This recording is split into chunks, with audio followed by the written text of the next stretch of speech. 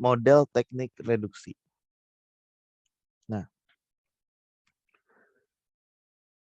tadi sudah saya tampilkan di awal gitu ya. Ada 2 teknik yang akan kita bahas untuk reduksi dimensi pada hari ini gitu ya, pada pagi ini. Nah, ada yang masih ingat atau bisa bantu saya jawab lagi gitu ya? Apa saja sih teknik reduksi dimensi yang akan kita bahas untuk pagi hari ini? Silakan Coaches. Ada yang bisa bantu saya jawab?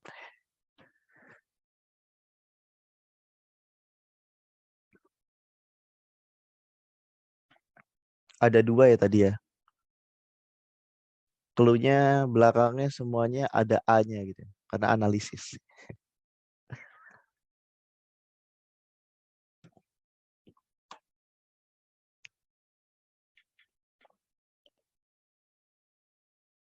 Oke, PCA, LDA. Sip. Sudah dijawab ya LTT sama Coach Hasri ya. Oke, terima kasih Coach. Oke. Betul sekali ya jawaban dari Coach Hasri gitu ya. Ini ada 2 model teknik reduksi data yang kita akan bahas pada pagi hari ini gitu. Yang pertama ada PCA atau Principal Component Analysis. Mungkin ini banyak ada typo ya. Di sini harusnya Principal Component Analysis ya. Tapi nggak apa-apa. Kemudian ada LDA, Linear Discriminant Analysis. Nah, keduanya ini nanti beda jenis ya. Nanti mungkin akan ada pertanyaan juga gitu kenapa mungkin saya akan jelaskan sedikit sebagai pengantar gitu ya. PCA ini nanti kita punya banyak kolom. Intinya adalah untuk mengambil komponen-komponen utamanya saja gitu ya. Dan akhirnya nanti jadi misalnya kolomnya kita ada 10 gitu, mungkin kita bisa ngambil menjadi hanya menjadi hanya 2 kolom saja, tapi bisa mengandung informasi yang cukup besar gitu ya dari datanya. Jadi memang sudah komponen-komponen utamanya saja gitu yang kita ambil ya. Itu konsep dari PCA atau pengantarnya. LDA ini nanti sebenarnya seperti analisis ini sudah masuk seperti bikin model regresi seperti itu ya.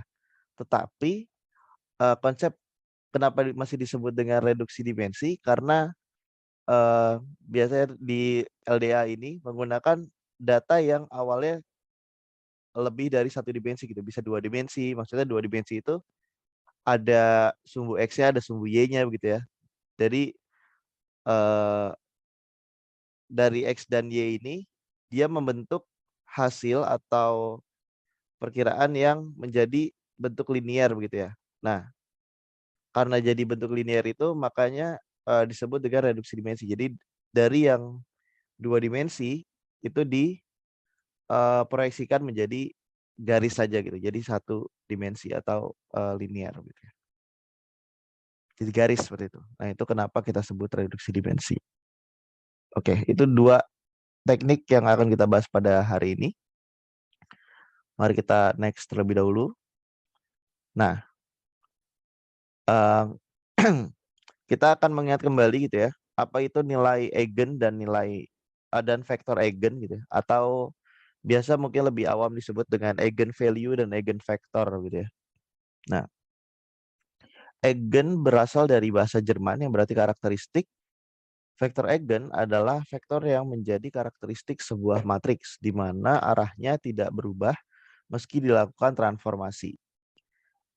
Ini contohnya ketika kita punya gambar anjing seperti ini, kemudian diberikan garis. Nah, garis ini ternyata akan tetap posisinya ketika kita miringkan gambarnya begitu ya. Atau mungkin ketika kita menggambar di sebuah ya apapun bidangnya gitu ya, entah kertas, entah tangan gitu ya. Biasanya mungkin kertas saja ya. Ya, kertas gitu kita tulis. Nah, ketika kertasnya kita miringin seperti apapun, sebenarnya itu garisnya tetap sama gitu ya. Terhadap kertas itu tetap sama gitu. Jadi tidak berubah gitu ya. Jadi memang arahnya tidak berubah meski dilakukan transformasi. Seperti itu ya yang dimaksud dengan contoh gambar ini juga. Oke. Nah, sementara nilai eigen adalah bilangan yang berasosiasi dengan panjang vektor yang berubah setelah ditransformasi oleh matriks. Pada gambar berikut, A adalah matriks persegi, X adalah vektor eigen, dan lambda adalah nilai eigen. Ya. Nah, dari sini kita dapat menulis ini bagi kalau student saya yang sosial mungkin ini cukup traumatis ya para coaches ya. Tapi gak apa gitu. Jadi ini dari persamaan ini dibuat ke sini ya jadi matriks A kali X sama dengan lambda X, kemudian dipindah ruas, disama dengan 0 ya karena sudah pindah ruas. Kemudian ini lambda dibuat lambda kali identitas ya, karena identitas kan sama dengan kalau di perkalian kita seperti 1 gitu ya. Jadi tidak mengubah nilai lambdanya gitu.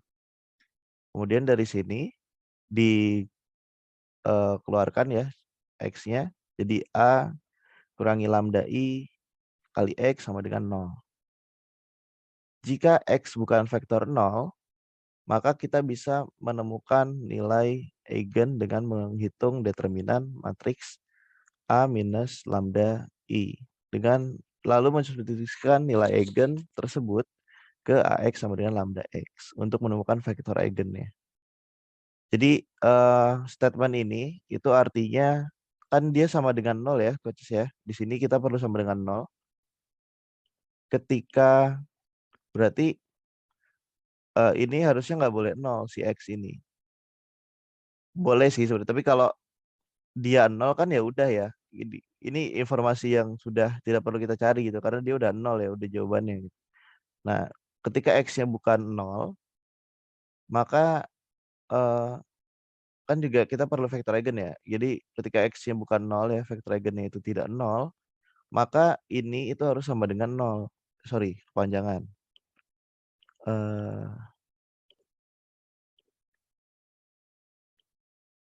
Nah, yang ini harus sama dengan 0 gitu ya.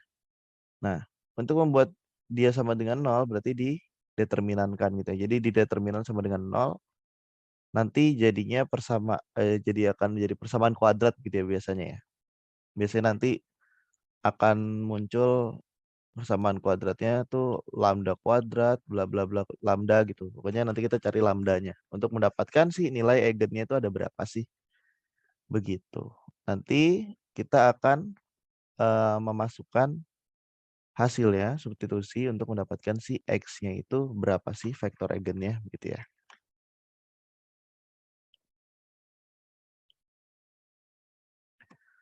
Oke. Tapi ini untuk kalau kita belajar praktiknya mungkin ini informasi yang penting juga tetapi tidak perlu dihafal gitu ya. Karena nanti untuk praktiknya akan ada penerapannya sedikit berbeda gitu ya dengan yang kita pelajari secara rumus-rumusnya ini gitu. Oke. Nah, ini adalah PCA menurut peneliti data science gitu ya.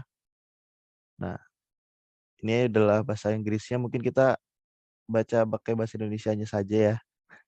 Kita next gitu. Nah, PCA atau analisis komponen utama adalah teknik multivariat yang menganalisis tabel data di mana pengamatan dijelaskan oleh beberapa variabel dependen kuantitatif yang saling berkorelasi. Tujuannya adalah untuk mengekstrak informasi penting dari tabel untuk mewakilinya sebagai satu set variabel ortogonal baru yang disebut komponen utama dan untuk menampilkan pola kesamaan pengamatan dan variabel sebagai titik dalam peta gitu ya.